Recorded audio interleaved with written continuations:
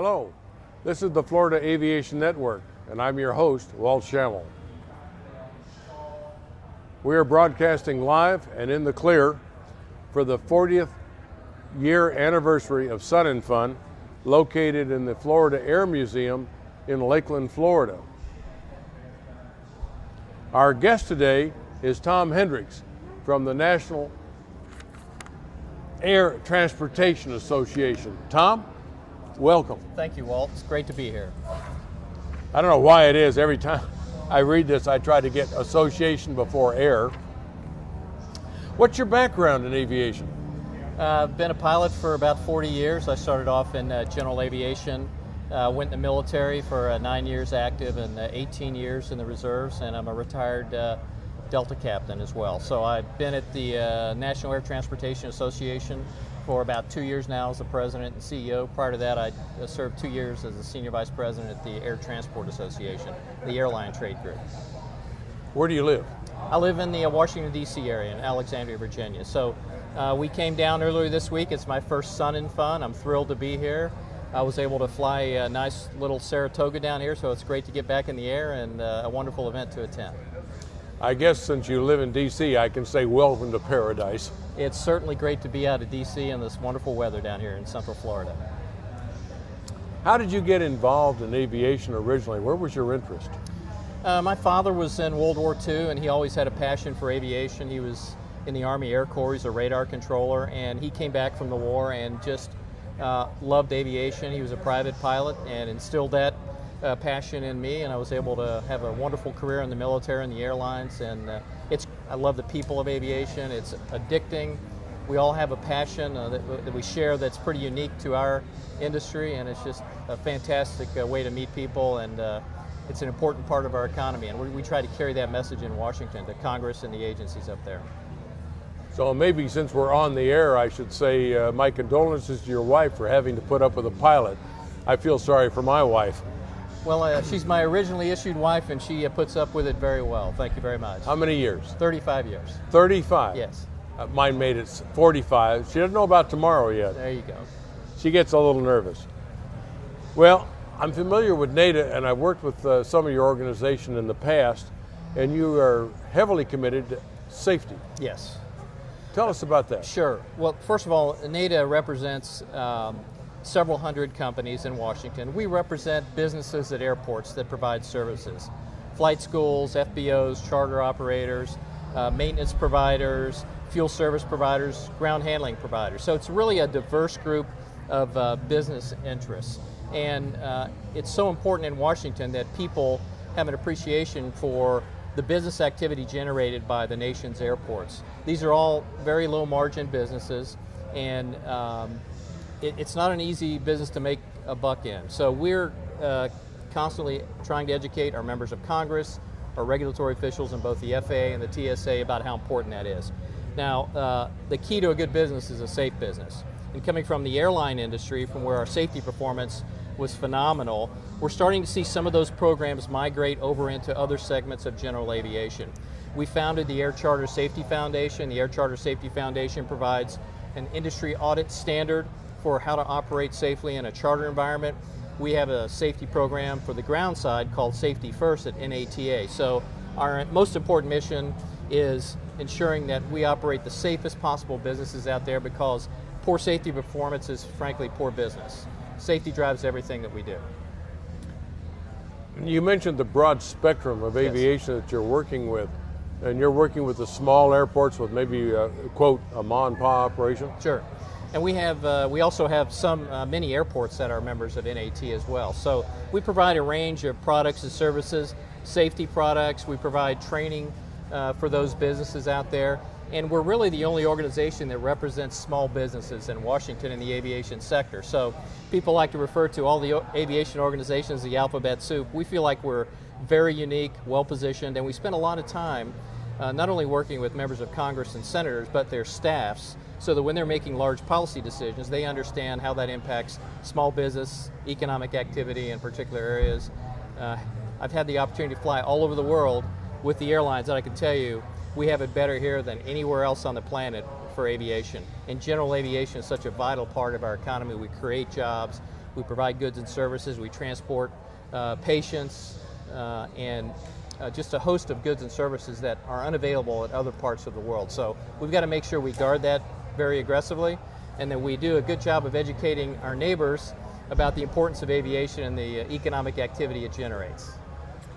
I'm not sure that my statistics are exactly correct because it changes every day, but the last time I looked at it, we had about 670 towered airports, and we have about 18,500 airports throughout the country. Right. And you're working with people that go into those other airports as well as the majors. Sure, we do. And there's been a lot of activity around control towers in the last couple of years with the authorization bills on the Hill. As you recall, last year we were on the verge of shuttering a large portion of the contract tower facilities, and we're guarding that very closely because we believe that control towers improves our safety margin. It doesn't make sense everywhere, but where there's a lot of flight activity, it's an added layer of safety to help us manage aircraft. And the contract tower program is incredibly efficient, cost effective, and we want to make sure that Congress knows that this is a very important program to us. We work with other associations in this regard. One of the other organizations, that alphabet group that starts with an A? Yes, it is. Yes, we work with all, but certainly we work very closely with AAAE, the airport community, Airports Council International, AOPA. Participated in a panel with Congressman Sam Graves, and their CEO Mark Baker was there as well. So we work very closely together, and what we try to do in Washington as a group is not send mixed messages, because the last thing that one of our legislators wants is to come in and have 4 different stories on what do we want in a major piece of legislation or a policy initiative. So we spend a lot of time coordinating. We agree on the vast majority, well above 95% of the issues. So we go in and we make sure that we're sending the same message over and over again so our congressmen get the right message. You're working with the 135 industry. We are. And they provide an essential, quote, charter service to move people around the country where the airlines don't. And I read a statistic a couple of years ago that said that the airlines transport 2 billion people a year. That's a bunch.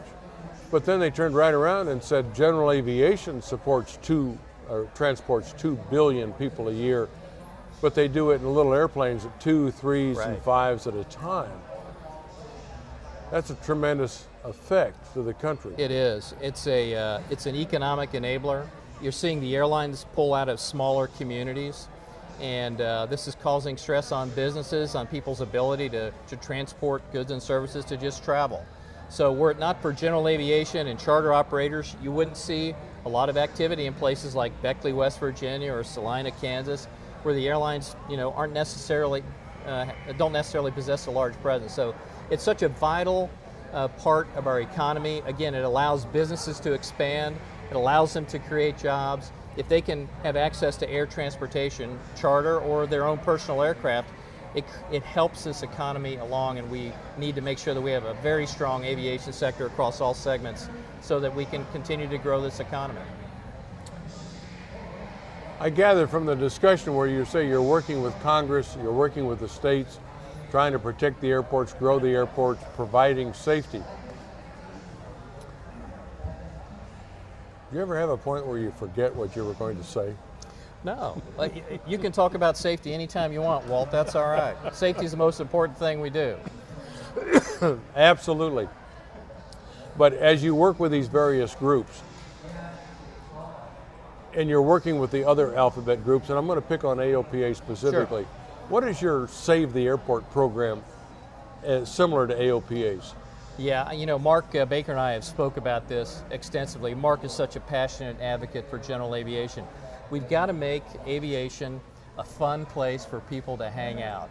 And we put so much security in place after the events of 9/11 that people were sometimes intimidated by the security systems in place around some of the nation's airports. So we're trying to get the agencies to take a more common sense approach, and we're working with the TSA, we're working with the FAA, so that people do what we did when we were young, Walt. We go out to the airport, we just hang out and watch airplanes take off and land. And people are intimidated when they see large fences, They question whether or not they have access. People need to get around these wonderful machines out here and smell them and touch them and just develop the passion that we developed when we were younger. We don't see too much of that, but we do see, as you mentioned, we've got the big fence around there, and Right. now they're raising the fence from 6 feet to 10 feet.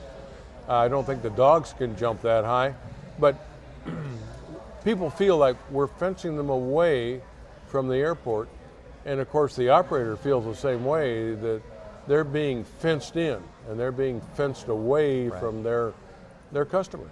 So, Walt, we've got to work with our regulators, we've got to work with the airport authorities, we're the tenants on these airports. We've got to make sure that we strengthen our relationships and provide constructive suggestions on how to get around these. The TSA and the Department of Homeland Security are moving towards risk-based security, where we can put mitigations in place that address specific security concerns and still be able to increase our access. So working very closely with those agencies in Washington. I know that Mark Baker is very passionate about this, and his team is working hard on it as well. So are you still a current pilot? I am. I retired from Delta Airlines 4 years ago, and I've been in withdrawal ever since. I haven't flown much, and I just got checked out in a Piper Saratoga, which I flew down here this week, and it's just great to get back in the air. It's very relaxing. The weather's fabulous, and I'm flying back to Washington tomorrow. What do you do with all that spare time on your hands in the Saratoga after flying airlines at 500 miles an hour? Well, I'll have to admit that the avionics are a little different than what I'm used to in the airline, so I'm doing a lot of, I wonder what this button does with the avionics coming down in a perfectly safe and visual environment. But it's great to just get away and be able to explore the capabilities of the avionics, which are phenomenal. It's great to see this sort of advancement. We need to accelerate that, frankly. One of our concerns is the FAA's struggled with certifying new equipment that can enhance safety. We've seen recently the introduction of the Small Aircraft Revitalization Act that gives the FAA the authority to accelerate some of these cutting-edge technologies that clearly have safety benefit and are going to improve the safety of our entire segment. And we need to go faster. Some of the, you've seen it in some of the displays out here. I mean, it's phenomenal avionics. We came down, I had my iPad, I was using ForeFlight, I had the Stratus ADS-B, and I was amazed at the amount of information available to me as a pilot flying around in the system. So we need to accelerate that. We need to make aviation exciting and sexy to younger people so they get that passion like we got when we were young, and the technology is going to be a key component of that. So we can't just stand up and yell. We've got to work with the FAA. We have a strong relationship. They're great professionals over there. They've helped us create the safest, most efficient, most complex, most modern aviation system in the world. So they've done a pretty good job. We think there's opportunity to accelerate that and get even better with these new technologies. All that technology, and I fly 1938 J3 Cubs. They got an airspeed indicator, a tachometer, and a magnetic compass, and I don't think they're accurate. Well, then you need to get an iPad in your airplane. That's going to be next, isn't it? Good. Miniaturization is getting to us all. Right. And we can see a big change in the ability to transfer information. The weather information the pilots need on an instantaneous basis and not being delayed 10, 15, 20 minutes, which is way too long for a pilot. Right. Because by that time we're out of the state and into the next one. Yeah. So we see a big change. Safety is the big word. It is, and we're proud of the work we're doing. Again, we're trying to improve our safety performance. Our Air Charter Safety Foundation has started an ASAP program, which is a voluntary reporting system for flight crew members. They've rolled this out in the Great Lakes region. We've worked with the FAA officials in the Great Lakes region. We have charter operators that are using this system. They're already seeing benefit. When you allow your flight crews to report operational concerns, operational events in a non-jeopardy environment, you start to change the culture of your crew members. And the culture is, we've got to report whatever we see so we can make the system better. And then we aggregate all that information to look across an entire region, an entire aircraft type, or entire operation type. We're also rolling it out in the Western Pacific region, out there in Scottsdale, Arizona right now. We want to see these pick up. That's what the airlines did about 20 years ago. Now the airlines are collecting a tremendous amount of data through the Flight Operations Quality Assurance Program. All that information is de-identified to protect the users. It's aggregated and analyzed at a very sophisticated level. That's where we need to go in general aviation, and we're supporting the FAA very strongly on this. The administrator has spoken very recently with all the association heads like myself, and he's committed to this path because we've seen the benefits that the airlines have enjoyed. We're going down that path in general aviation. We're very excited about it. All those NASA reports are finally paying off. Right. And the ASAP reports are, again, the FAA participates actively in these event review committees with the operators and with the company officials and with labor groups, and they are able to make very good system decisions about where we can improve safety performance. You're mentioning the safety reports. Ever go down the street and pass a police car maybe a few miles an hour over the speed limit and they just sit there? Yes. I've seen that a few times, and what the police officers frequently doing is traffic studies. And they're looking at the speed of the traffic, what's going on. There's several warrants involved in changing the speed limit, both down and up. And they're probably looking mostly at raising the speed limit in most cases.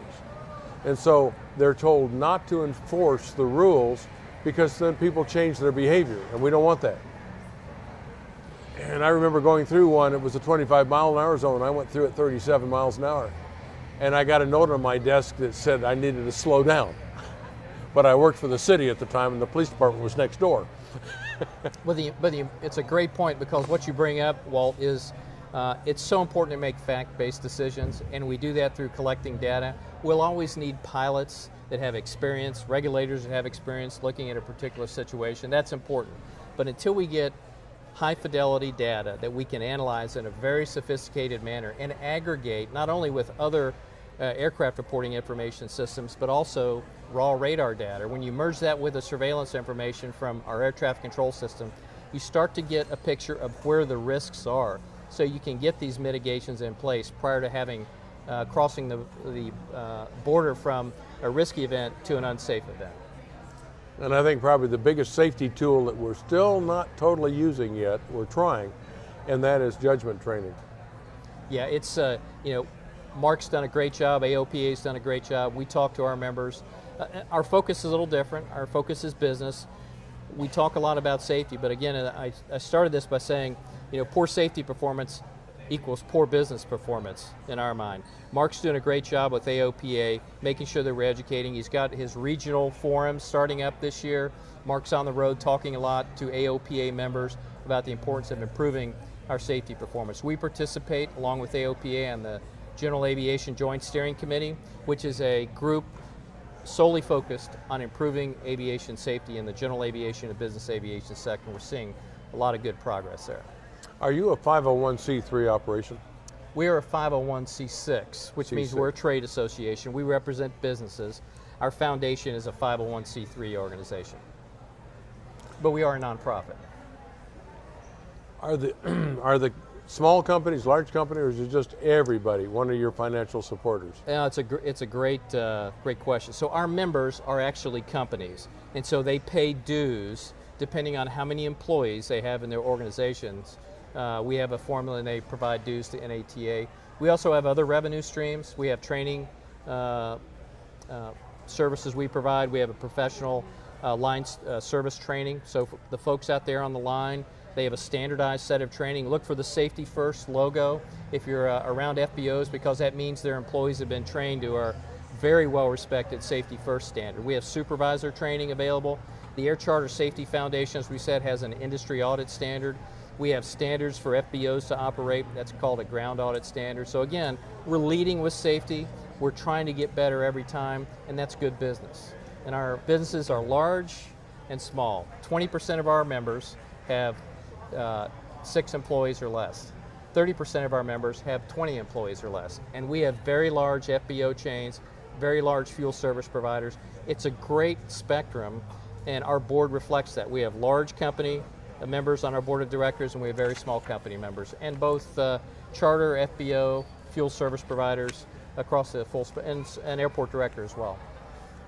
Are you as active in Alaska as you are down here? We have a very good relationship. I go to Alaska every year with the other association CEOs to participate in general aviation rallies. I didn't really fully understand or appreciate how important general aviation is in Alaska until I took my first visit there 2 years ago. And it was quite an education for me. Senator Mark Begich is a wonderful advocate for general aviation, and people use general aviation as a way of life in Alaska, and I didn't fully appreciate that. And so we work very closely with the Alaskan Air Carrier Association up there. Most of them are NATA members. We're working with them to improve their safety performance, but it's a great region where you can see what aviation can do to unleash economic and personal activity. There's one thing about Alaska, there aren't too many roads. Right. Thank you, Tom. Thanks, Walt. It's a pleasure. Appreciate it. We're so glad you could be with us to help us celebrate the 40th anniversary of Sun and Fun. Great. Thank you. And thank you for joining us at the Florida Aviation Network. I'm your host, Walt Schemmel, and I will see you the next time.